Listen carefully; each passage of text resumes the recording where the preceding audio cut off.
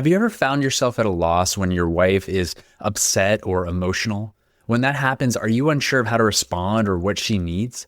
Many of us have been there, feeling totally lost when it comes to emotions in our relationships. But what if the key to understanding our wives lies in first understanding ourselves?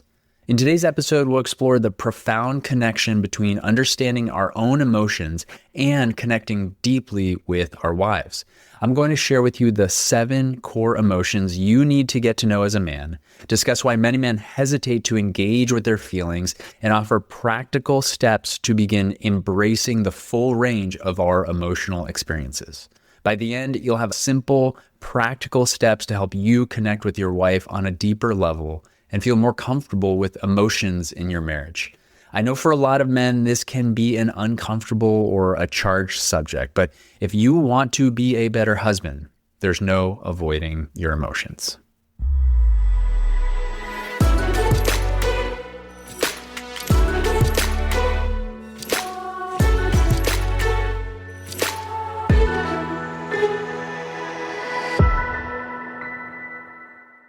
Welcome to Better Husband, the podcast that helps you answer the question, how can I be a better husband? I'm Angelo Santiago, a men's marriage and relationship coach, and today we're diving into a topic that can change the way you connect with your wife. I can look back at my marriage and remember so many times when my wife would come to me upset, and I would have no idea what to do. She'd be sad or frustrated or overwhelmed, and I'd freeze. My brain would shut down and I'd scramble for an escape. Maybe I'd change the subject, try to solve the problem as quickly as possible, or just go quiet and hoped it passed. Now, I wasn't trying to be distant. I just felt completely uncomfortable. You see, growing up, emotions weren't something we talked about in my family. If you were upset, you just dealt with it on your own. I never learned how to sit with difficult feelings, and when my wife brought them to me, I had no clue how to respond. So I did what many men do. I pulled back. And over time, she felt it. She started coming to me less and less, and eventually we drifted apart. Now, one of the first things I learned when I started doing men's work was that I wasn't alone. So many men are raised to suppress emotions, to see them as a problem to fix or avoid, and that conditioning follows us in marriage. Research backs this up. Study shows that boys receive less emotional coaching than girls, which impacts their ability to process emotions as adults. If you're listening to this and you can relate, let me say it again. You are not alone. This is something men everywhere struggle with, and marriages are suffering because of it. Too many wives feel like they can't turn to their husbands for emotional support, not because their husbands don't care, but because they simply don't know how. But here's the good news. This is something you can learn. Just like any other skill, emotional presence and awareness can be developed, and doing so can transform not just your marriage, but your entire life. It wasn't until I started understanding my own emotions that I could finally show up for my wife. I didn't shut down anymore. I didn't panic when she got emotional. I learned to ask the right questions, to be present instead of trying to fix. And our marriage completely changed because of it. And that's exactly what I want to help you with today. If you've ever felt stuck, unsure of how to handle your wife's emotions, or even frustrated by them, again, you're not alone. The good news is there's a way forward. Up next, I'm going to break down 7 core emotions you need to know and why understanding them will completely shift the way you connect with your wife. Stick with me. This is where it all starts to make sense. In relational life therapy, which is the basis of my men's marriage and relational coaching, we identify 7 primary emotions: anger, joy, pain, fear, guilt, shame, and love. These emotions are fundamental to the human experience, yet many of us learn to suppress or ignore some or all of them. So by recognizing and naming these feelings, we can begin to understand ourselves better and in turn connect more deeply with our partners. Now, from a young age, a lot of us were told things like, man up, stop crying, or don't be soft. We learned early on that showing emotion wasn't okay. And by the time we become adults, we've spent years pushing our feelings down. And that doesn't just go away when we get married. Instead, it can make us feel disconnected, not just from our wives, but sometimes from ourselves. We might not even realize we're doing it, but avoiding emotions makes it harder to be fully present in our relationships. If we don't allow ourselves to feel, how can we really understand what our wives are feeling? On top of that, many boys grew up in environments where emotions aren't even talked about. And over time, we learn to shut them down completely. This emotional numbing carries into adulthood, making it harder to be open and present in our marriage. And it's not that we don't care, it's that we were never taught how to deal with emotions in a healthy way. Recognizing this pattern is the first step towards change. When we push down our emotions, they don't just disappear. Instead, we find ways to avoid them, whether it's working too much or scrolling on our phones or drinking or zoning out in front of the TV. These things might take the edge off for a moment, but they don't solve anything. Over time, this avoidance creates distance, not just from our own emotions, but from our wives. The real work isn't about getting rid of emotions. It's about learning to face them in a healthy way. And that's exactly what we're going to talk about next. Now that we've unpacked why emotions can feel so uncomfortable, let's go over some practical steps you can take to start building emotional awareness and connection in your marriage. If you've ever thought, I want to be better at this, but I don't even know where to start, this is for you.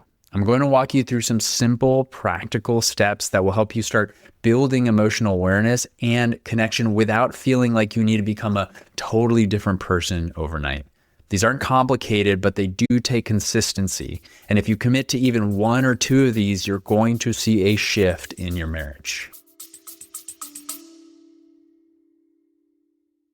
Real quick, before we get back to the show, if you're like me and you're a busy husband with a lot on your plate, sometimes you hear something on this podcast, an idea or a specific practice or a suggestion, and you have every intention of doing the thing that you just heard.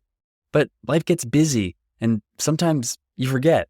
Well, that's why I created the Better Husband Toolkit. This is a short, concise, downloadable cheat sheet with 3 of the most important relational skills I believe every husband should know and have in their tool belt in order to improve their marriage. If you're asking yourself, how can I be a better husband today?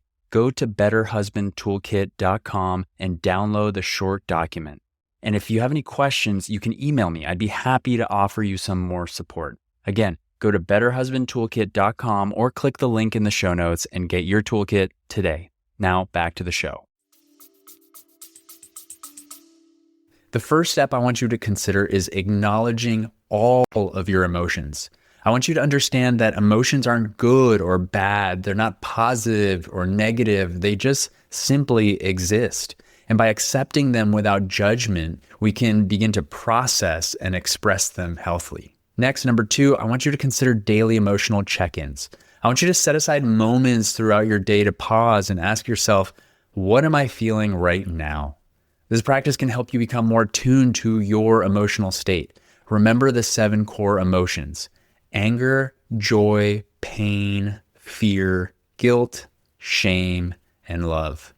Naming them in the moment can help you better understand what's going on inside you and make it easier to connect with your wife when she's feeling something big too. Now, the next step is journaling. You can take a few minutes each day to write down what you're feeling. It doesn't have to be long, just a couple sentences about what's on your mind. And this can help you make sense of your emotions and notice patterns over time. The more you do it, the easier it gets to recognize what's really going on inside you. Next, I want you to consider seeking support.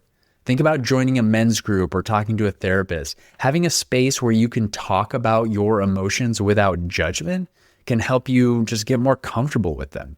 Hearing other men's experiences can also make it feel less overwhelming and remind you, once again, that you're not alone in this. And the last step I want to offer you is actually communicating with your partner. Talking to your wife about your emotions is a big step, and it's okay if it feels uncomfortable at first.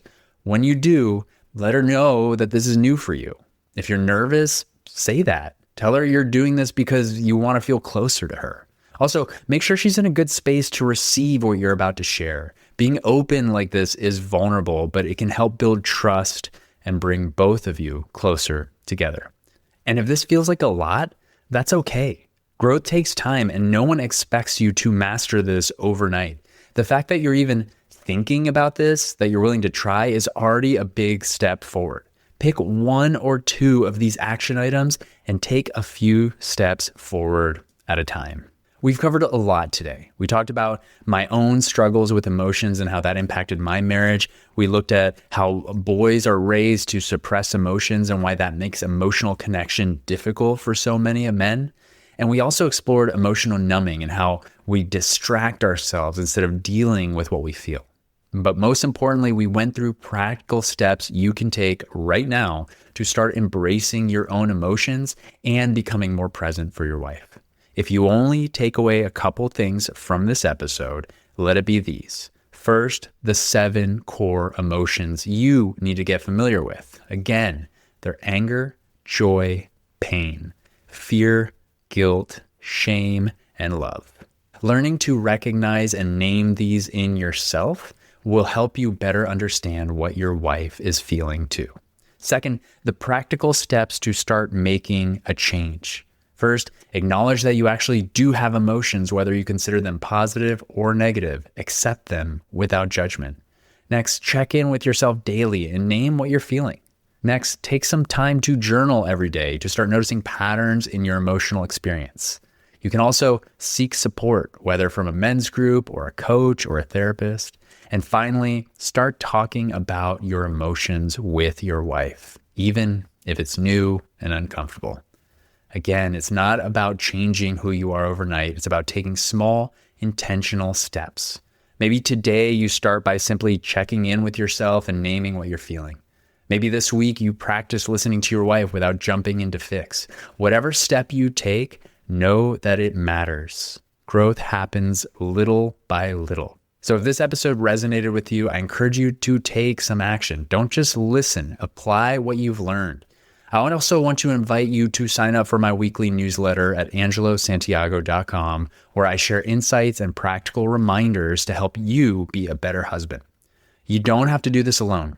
Keep showing up, keep learning, and I promise your marriage will change for the better.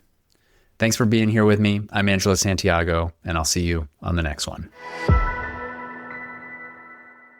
Thank you so much for listening. Before you go, I have a quick request. If you've ever gotten any value from the show and you want the show to continue to grow, to access bigger and more knowledgeable guests, and to keep providing you with more ways that you can be a better husband in your marriage, simply leave a rating and a review if you're listening on Apple or Spotify.